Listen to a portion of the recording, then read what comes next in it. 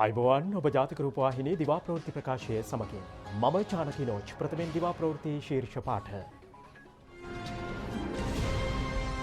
පොලිසිය මගහැරමින් බස්නාහිර පළාතෙන් පිටව ගොස් වෙනත් ස්ථානවල රැඳී සිටින පිරිස් සොයා විශේෂ මෙහෙයුමක්. කොවිඩ් රෝගීන්ගෙන් පූර්ණ සුවය ලැබූ සංඛ්‍යාව 4142 දක්වා ඉහළට. බස්නාහිර සහ සෙසු ප්‍රධාන නගරවල රාජ්‍ය ආයතනවලට නිවසේ සිට වැඩ කිරීමේ ක්‍රමය නැවතත්. උසස් පෙළ විභාගයේ ගිණුම් කරන විෂය සඳහා සාමාන්‍ය ගණක යන්ත්‍ර භාවිතයට අවසර. ඇමරිකාවේ ඊයේ දින කොරෝනා ආසන්නිත සංඛ්‍යාව ලක්ෂය ආසන්නයට. ප්‍රථමයෙන් දේශීය පුවත්. ශාසන ඉතිහාසයේ වැදගත් සිදුවීම් රැසකට මුල් වූ වප්පුර පසළොස්වක පොහොය අතයි. වප් පොහොය සමග කටින චීවර පූජා සමයද ආරම්භ වනවා. සැදැහැවතුන් මෙවර ආගමික වතාවත්වල නිරතව සිටින්නේ සෞඛ්‍ය උපදෙස්වලට අනුගතවයි. බුදුරජාණන් වහන්සේ තව්තිසා දෙව්ලොවට වැඩම කර මාතෘ දිව්‍ය රාජ්‍යයට අභිධර්මයේ දේශනා කොට දඹදිව සංකස්සපුරයට වැඩම කළේ අදවැනි දිනක බව ශාසන ඉතිහාසයේ සඳහන්. ඉන්දියාවේ ජයශ්‍රී මහබෝධීන් වහන්සේගේ ශාඛාවක් මෙරටට වැඩම කරවීම වප් පොහොය හා බැඳුණු තවත් සුවිශේෂී සිදුවීමක්. ශ්‍රී ලංකාව දහම් දිවයිනක් කළ අනුබුදු මිහිඳු මහරහතන් වහන්සේගේ පරිනිර්වාණය සහ අරිට්ඨ මහරහතන් වහන්සේ තූපාරාමේදී විනය පිටකය සංගායනා කිරීමද වප් පොහොය හා බැඳුණු ඓතිහාසික සිදුවීම් අතර වනවා. අධිශීල සංඛ්‍යාත භික්ෂුන් වහන්සේ වස් පවාරණය කරන්නේද වප් පොහොයත් සමගයි. ශ්‍රී ලංකා රූපවාහිනී සංස්ථාව සද්ධර්ම වර්ෂා පෝදින ආගමික වැඩසටහන් අද සජීව ලෙස විකාශය කරන්නේ ආයතන පරිශ්‍රයේ සිටයි. උද්ගත වැති වසංගත තත්ත්වය හමුවේ නිරෝධායන නීතිවලට අනුගත වෙමින් සහ සෞඛ්‍ය මාර්ගෝපදේශ අනුගමනය කරමින් ආගමික වැඩසටහන් විකාශය කෙරෙනවා. අටසිල් බුද්ධ පූජා ධර්මදේශනා ධර්ම සාකච්ඡා ඇතුළු වැඩසටහන් රැසක් මෙවර සජීව විකාශයටද ඇතුළත්. අමාදම් සිසිලස ධර්මදේශනා මාලාවේ 203 වෙනි ධර්මදේශනා වාර්ලියගහ මන්දිරයේදී අද උදේ පැවැත්වුණා. ඒ අග්‍රාමාත්‍ය මහින්ද රාජපක්ෂ මහතාගේ සහභාගීත්වයෙන් මෙවර ධර්මදේශනාව පවත්වනු ලැබුවේ මහනුවර අලුත්ගම ගම්මන්තලාව විහාරවාසී පූජ්‍ය අලුත්ගම පඤ්ඤාසාර ස්වාමින් වහන්සේ විසින්. නිරෝධායන රෙගුලාසිවලට අනුගත වෙමින් මෙවර ශ්‍රීපාද වන්දනා සමය පවත්වන බව ශ්‍රීපාදස්ථානාධිපති පූජ්‍ය බෙන්ගමුවේ ධම්මදින්න හිමියන් පවසනවා. පුද්ගල දුරස්ථභාවය පවත්වා ගනිමින් සීමිත පිරිසකගේ සහභාගීත්වයෙන් ශ්‍රීපාද වන්දනා වාරය ලබන උඳුවප් පොහෝ දින චාරිත්‍රානුකූලව ආරම්භ කෙරෙන බව මෙහිදී ප්‍රකාශ කෙරුණා. රාජකාරියේ නිරතව සිටින යුද හමුදා සමාජිකයන් වෙත ශරීර උෂ්ණත්වමාන පරිත්‍යාග කිරීමේ වැඩසටහනක් අනුරාධපුර ඓතිහාසික මිරිසවැටිය විහාරස්ථාන පරිශ්‍රයේදී ඊයේ පැවැත්වුණා. විහාරාධිකාරී පූජ්‍ය ඊතල වැටුණු වැවේ ඥානතිලක නාහිමියන්ගේ ඉල්ලීමකට අනුව ප්‍රදේශීය ව්‍යාපාරිකයෙකු මෙම පරිත්‍යාගය සිදු කර තිබෙනවා. ශරීර උෂ්ණත්වමාන වන්‍ය ආඥාපති මේ ජෙනරාල් ප්‍රියන්ත පෙරේරා මහතා වෙත බහර දෙනු ලැබුවා. පඬුවස් නුවර නැගෙනහිර වැටහැපිටිය දෙවෝගල ආරාමේ අභිනව බුද්ධ මන්දිරය විවෘත කිරීම සහ බුද්ධ ප්‍රතිමාවේ නේත්‍රා ප්‍රතිස්ථාපනය පසුගියදා සිදු කෙරුණා. දායක සභාවේ සහ ප්‍රදේශවාසීන්ගේ ධන පරිත්‍යාගය මීට හිමි වූ අතර කොට්ටුකච්චියේ සුබෝධිමාලා මෙහෙණින් වහන්සේගේ අනුශාසනා පරිදි පුණ්‍යෝත්සවය සංවිධානය කර තිබුණා. මහනුවර පන්විල දුනුහප්පාය මහින්දාරාම විහාරස්ථානයේ බෝධිඝරය විවෘත කිරීම සහ පිළිම වහන්සේ නමක් වැඩම කරවීම පසුගියදා සිදු කෙරුණා. විහාරාධිපති පූජ්‍ය දම්බරාවේ ගුණානන්ද හිමියන්ගේ අනුශාසනා පරිදි පින්කම සංවිධානය කෙරුණු අතර ව්‍යාපාරික මහතෙකුගේ ධන පරිත්‍යාගය මීට හිමි වුණා. ඇතුල්කෝටේ ශ්‍රී සුනේත්‍රාරාම විහාරස්ථානයේදී පසුගියදා ලේදන් දීමේ පින්කමක් පැවැත්වුණා. විහාරස්ථ දහම් පාසලේ ආදි ශිෂ්‍ය සංගමය එය මෙවර සංවිධානය කළේ 18 වෙනි වරටයි. ඊයේ දිනය තුළ පොලිසිය මගහරමින් බස්නාහිර පළාතෙන් පිටව ගොස් හෝටල් ලැගුම්හල් හා නවාතැන් පොළවල රැඳී සිටින පිරිස් සොයා විශේෂ මෙහෙයුමක් ආරම්භ කර ඇති බව පොලිසිය පවසනවා. මේ නිරෝධායන නීති රීති උල්ලංඝනය කරලා මේ ප්‍රදේශවල ඉඳලා බහැර ප්‍රදේශවලට ගිහිල්ලා නිවාඩු නිකේතන සංචාරක හෝටල් වගේ දේවල් වල මේ ප්‍රදේශවල රැඳී සිටින ඒ සම්බන්ධ සොයා බැලීම සඳහා අවශ්‍ය කරන පොලිස් කණ්ඩායම මේ විදිහට යොදලා තියෙනවා. මීට පෙර පොලිස් බල ප්‍රදේශ 68ක් ආවරණය වන පරිදි නිරෝධායන ඇඳිරි නීතිය ක්‍රියාත්මක කෙරුණු අතර ඊයේ මධ්‍යම රාත්‍රියේ සිට තවත් පොලිස් බල ප්‍රදේශ 49කට ඇඳිරි නීතිය පනවනු ලැබුවා. ඒ අනුව බස්නාහිර පළාතේ පොලිස් බල ප්‍රදේශ 112ක නිරෝධායන ඇඳිරි නීතිය බල පැවැත්වෙනවා. කුලියාපිටිය පොලිස් බල ප්‍රදේශ 5ක්ද සමග ඇඳිරි නීතිය ක්‍රියාත්මක සමස්ත පොලිස් බල ප්‍රදේශ සංඛ්‍යාව 117ක්. ඇඳිරි නීතිය උල්ලංඝනය සම්බන්ධයෙන් මේ දක්වා 1260 දෙනෙකු අත්අඩංගුවට ගෙන තිබෙනවා. ඒකුත් පැය 24 තුල අත්අඩංගුවට ගෙන ඇති පිරිස 24 දෙනෙක්. ඔයාලා දන්නේ නැද්ද ප්‍රවෘත්ති වලින් කියවනේ කතරගම ට්‍රිප් යන්න බෑ කියලා බස්නාහිර පළාතට ඇතුල් වෙන්න බෑ කියලා. දන්නේ නැද්ද? ප්‍රවෘත්ති බැලුවේ නැද්ද? ප්‍රවෘත්ති බැලුවා. ඊට පස්සේ මේ අපේ සර් කතා කරලා මේ පොලිස් හෙඩ් ක්වාටර්ස් කතා කරා. ඊට කතා කරාට පස්සේ ප්‍රශ්නයක් නැහැ ඔයාලට යන්න පුළුවන් කියලා. දැන් ඔයගොල්ලෝ දැන් මෙහි කතරගම යනවා කියලා යනවා. දැන් අපි දන්නේ ඔයගොල්ලෝ කොහේ මත නවතිනවද කන්න මොනවද? නෑ කිසිම මුකුත් නෑ. අලාවද මම කියන්නේ ගමනින් යන එක පොඩ්ඩක් සීමා කරගන්න මේ රටේ තියෙන ප්‍රශ්නෙත් එක්ක. ඒගොල්ලොත් එක තරහකට නෙවෙයි අපි කියන්නේ. ඈ රටේ දැන් නවත ගන්න ඉඩ වෙනවානේ. ඔයගොල්ලෝ කාල සීමාව තුළ ගමන් කරන්න බලපත්‍රයක් කරන් තියෙනවානේ. කන වචනෙන් කිව්වට නම් යන්න දෙන්න බෑ මත කන වචනෙන් කිව්වොත්.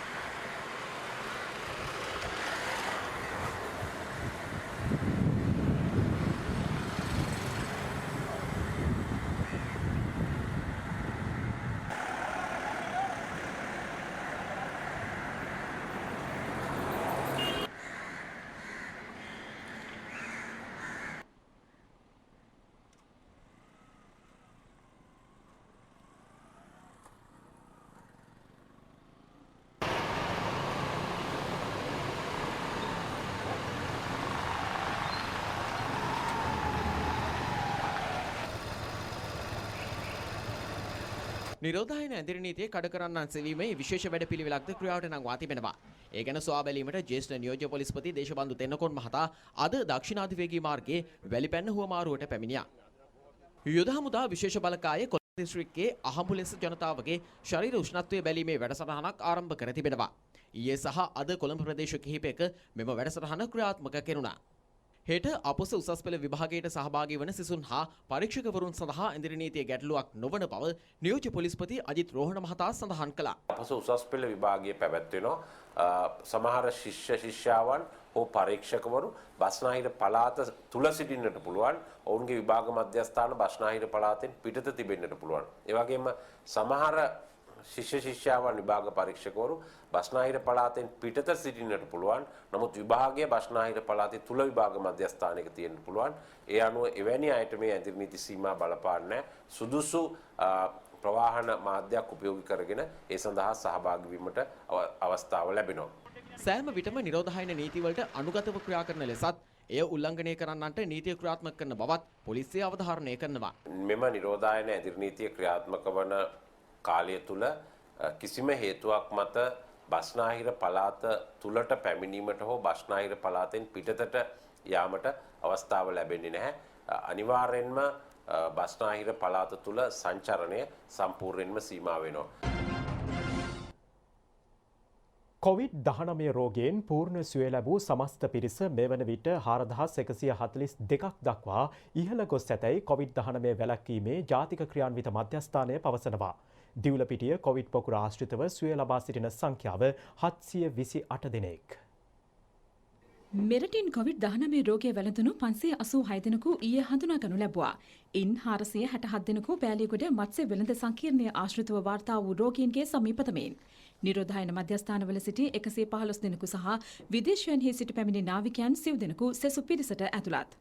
මේ වන විට අපි සෞඛ්‍ය සේවකයෝ සහ අනිකුත් පාර්ශවකරුවන් විසින් මේ අද පවතින පුකුර පාලනය කිරීමේ කටයුත්ත නොකඩවා කරගෙන යනවා. මේ රෝගය පැතිරීමට ගන්නා වූ පාලන ක්‍රියාමාර්ග උපරිම මට්ටමින් කරන අතරතුර යම් ආකාරයකට ආර්ථික කටයුතුත් කරගෙන යාම අත්‍යවශ්‍ය වෙනවා. එම නිසා තමා මේ නිරෝධායන ඇඳිරි නීතිය සමයේ වුණත් වරාය ගුවන් තොටුපළ සහ ඒ වගේ අදාළ අත්‍යවශ්‍යම ආර්ථික මධ්‍යස්ථානවල කටයුතු කිරීමට ඉඩ සලසලා තියෙන්නේ. අපි පුළුවන් තරම් බලාපොරොත්තු වෙන්නේ රටම වහනවා නෙවෙයි රටේම වසා දැමිය යුතු ප්‍රදේශ අවම කිරීම සඳහා කටයුතු කිරීම. අපි හිතනවා සියලු දෙනාගේම සහාය ලැබුණොත් මේක කරන්න පුළුවන්. COVID-19 රෝගය වැළඳුණු 4142 දෙනෙකු පූර්ණ සුවය ලබා සිටින අතර එම ප්‍රතිශතය 42.3%ක්. 5630 දෙනෙකු ප්‍රතිකාර ලබමින් සිටිනවා.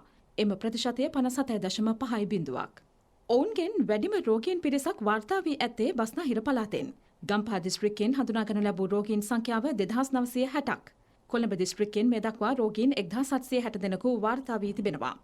දිස්ත්‍රික්ක 24කින් රෝගීන් හඳුනාගෙන ඇති අතර රෝගීන් වාර්තා නොවන්නේ කිලිනොච්චි දිස්ත්‍රික්කයෙන් පමණයි. රටේ බොහෝ ප්‍රදේශවලින් රෝගීන් වාර්තා වෙනවා. ඒ වාර්තා වෙන සියලුම රෝගීන්ට යම් හෝ සම්බන්ධතාවයක් විශේෂයෙන්ම මේ පෑලියගොඩ මාළු වෙළඳ මධ්‍යස්ථානයේ සම්බන්ධතාවයක් තියෙන බව අපිට පෙනී යනවා. COVID-19 රෝගය හැදුනහම එයින් විශාලතම බලපෑමක් සිදුවන්නේ පෙනහළු වලට නියුමෝනියා තත්ත්වයක් සමග. ඒ නිසා සමහර වෙලාවට කලාතුරකින් ඒ රෝගය වැළඳුනාට පස්සේ සුව වුණාට පස්සේ පෙනහළු වල යම්කිසි විදියකින් අතු ආබාධයක් කල්පවතින ආබාධයක් ඇති වෙන්න පුළුවන්. ඊට අමතරව වෙනත් කල්පවතින ආබාධ පිළිබඳව නිශ්චිත පැහැදිලි තොරතුරක් මේ අවස්ථාවේදී නැහැ. මේ රෝගයට තවම අවුරුද්දකටත් වඩා අඩු කාලයක් තියෙන්නේ. ඉතින් ඇත්ත වශයෙන්ම මේ දීර්ඝකාලීනව පවතින අතුරු ආබාධ සහ වෙනස්කම් පිළිබඳව මේ ප්‍රෝකතනය කරන්න තවම ඉක්මන් වැඩි. නමුත් වෛද්‍ය විද්‍යාත්මක නොයෙක් විදියේ පරීක්ෂණ සහ සුව රෝගීන්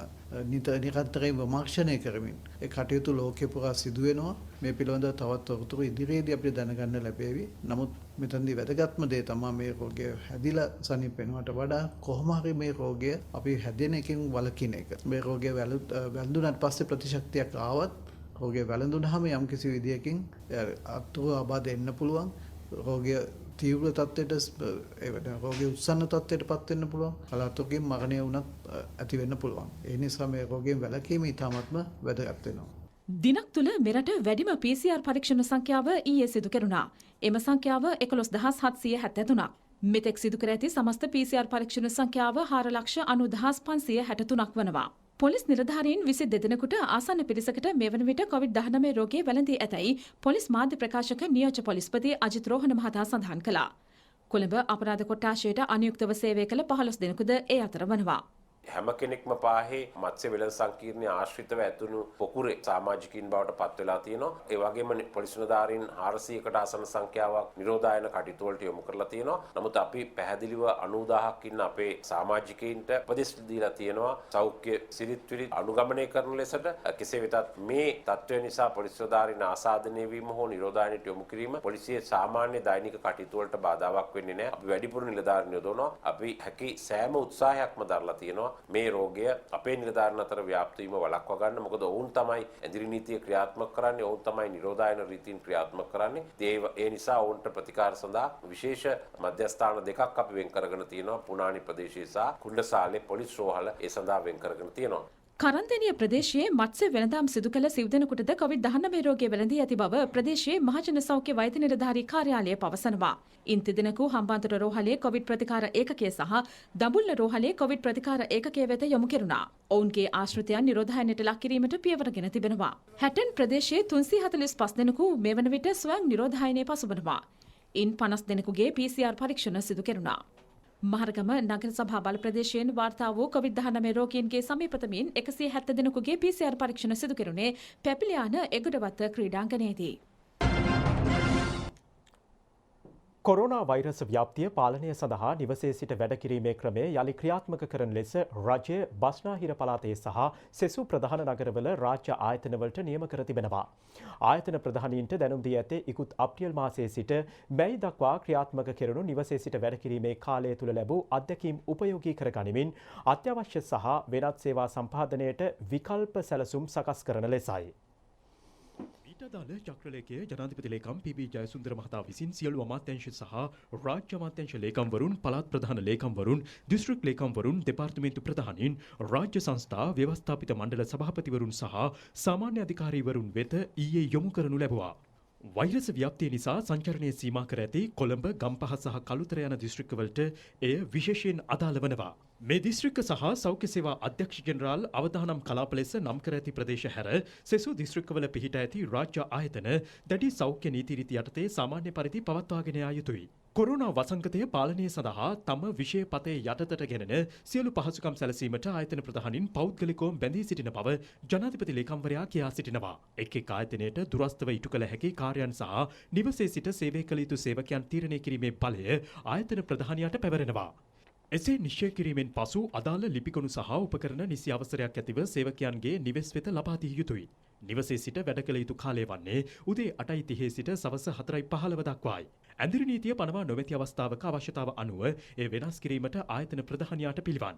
නිවසේ සිට වැඩ සැලැස්මට අයත් නොවන සේවකයන් අතිරේක මානව සම්පත් අවශ්‍ය ආයතන වෙත අනුයුක්ත කළ හැකි. නිවසේ සිට වැඩ කිරීමේ ක්‍රමය කාර්යක්ෂමව සහ සාර්ථකව ඉටු කිරීම සඳහා විකල්ප සංනිවේදන මාධ්‍ය භාවිත කරන්නයි චක්‍රලේඛයෙන් ආයතන ප්‍රධානීන්ට උපදෙස් දී තිබෙනවා. කෙටි පණිවිඩ සේවය, විද්‍යුත් තැපෑල, දුරකථන, පරිශීලක හිතකාමී යෙදවුම වන WhatsApp, Skype ඒ සඳහා භාවිත කළ හැකියි. නිවසේ සිට වැඩ කිරීමට අවශ්‍ය ප්‍රතිපාදන සැපයීම ගණන් දීමේ නිලධාරියාගේ වගකීමක්. ජනතාවට සිය ඉල්ලීම් ප්‍රමාදයකින් තොරව ඉදිරිපත් කිරීමට හැකිවනු පිණිස සාමාන්‍ය ජනතාවට ඍජුවම සේවා සපයන සියලු ආයතන මාර්ගගත වේදිකාවක් නිර්මාණය කළ යුතු බවද ජනාධිපති ලේකම්වරයා නිකුත් කළ චක්‍රලේඛයේ සඳහන්. ස්වයං නිරෝධායනයේ නිරත සේවකයන්ගෙන් නිවසේ සිට වැඩ කරන්නයි ඉල්ලා සිටීමට ආයතන ප්‍රධානියාට බලය පවතිනවා. එසේ වුවද සුළු වශයෙන් හෝ කොරෝනා රෝග ලක්ෂණ පෙන්눔 කරන සේවකයෙකුට කිසිදු කාර්යයක් පැවරීම නොකළ යුතුයි. ඊයේ නිකුත් කෙරුණු චක්‍රලේඛයෙන් ප්‍රාදේශීය පරිපාලනය, අධ්‍යාපනය සහ උසස් අධ්‍යාපනය, සුබසාධන සේවා සම්පාදනය, ව්‍යවස්ථාපිත ආයතන සහ පොදු ව්‍යවසාය හා සාමාන්‍ය පරිපාලනය යන ක්ෂේත්‍රවලට විශේෂිත මාර්ගෝපදේශ නියම කර තිබෙනවා. පාසල් සිසුන් සඳහා අධ්‍යාපනික රූපවාහිනී සහ ගුවන් විදුලි නාලිකා ආරම්භ කිරීම, විද්‍යුත් මාධ්‍ය ඔස්සේ අධ්‍යාපන වැඩසටහන් විකාශය, සුබසාධන සේවා අඛණ්ඩව සැලසීම, ආබාධිත සහ නිධන්ගත රෝගවලින් පෙළෙන අයගේ නිවෙස්වලටම අවශ්‍ය සේවා සැපීම ඒ අතර වනවා. සියලු රාජ්‍ය ආයතන කොරෝනා වෛරස් ව්‍යාප්තිය මර්ධනය සඳහා සෞඛ්‍ය බලධාරීන් නියම කර ඇති විධිවිධාන අවශ්‍යයෙන්ම පිළිපැදිය යුතු බව චක්‍රලේඛයේ සඳහන්. සෞඛ්‍ය ප්‍රමිතීන් අනුගමනය කිරීමට අදාළව ආදර්ශ පරිශ්‍රයක් ලෙස එක් සේවා ස්ථානය පවත්වාගෙන යා යුතු බවද ඉන් නිර්දේශ කොට තිබෙනවා. වරාය හා ආශ්‍රිත කාර්යයන්, රේගුව, ජලය හා විදුලිය ඇතුළු අත්‍යවශ්‍ය සේවා අඩාල වීමකින් තොරව අඛණ්ඩව පවත්වාගෙන යා යුතු බවට ආයතන ප්‍රධානීන්ට දැනුම් දී තිබෙනවා. මිලාඩුන් නබි උත්සවයේ හෙවත් මුහමද් නබිතුමාගේ ජන්මදිනය අදයි. ඒ සිහිපත් කරමින් ලෝපුරා ඉස්ලාම් බැතිමතුන් විවිධ උත්සව සංවිධාන කර තිබෙනවා. මීට වසර 1400කට පෙර සෞදි අරාබියේ මක්කම නගරයේදී මුහමද් නබිතුමා උපත ලද බව ඉස්ලාම් ඉතිහාසයේ සඳහන්. අශීලාචාර ක්‍රියාකාරකම් පැවති යුගයක උපත ලැබූ නබිතුමා සියලු ජනතාව ඒකරාශී කරමින් ඉස්ලාම් දහමේ සාමය හා සමානතාව ව්‍යාප්ත කිරීමට ක්‍රියා කළා. අල්ලාහ් දෙවියන්ගේ අන ලෝක ජනතාවට පැහැදිලි කළ එතුමා ආධ්‍යාත්මික ජීවිතයේ මිනිසාගේ මනස හා සිතුවිලි වර්ධනය කිරීමට හැකිවන ආකාරයද පෙන්වා දුන්නා. එම උතුම් දේව පණිවිඩය අදත් ඉස්ලාමීය බැතිමතුන් පාරිශුද්ධ වූ අල් කුරානය නමින් පිළිපදිනවා. මොහම්මද් නබිතුමා මිනිසත් බව වෙනුවෙන් කළ කැපකිරීම පරමදර්ශය කොට ජීවත්වීම යහපත් හා සංවර්ධිත සමාජයකට අත්තිවාරම නිර්මාණය කරන බව තමාගේ පිළිගැනීමයයි ජනාධිපති ගෝඨාභය රාජපක්ෂ මැතිතුමා පවසනවා.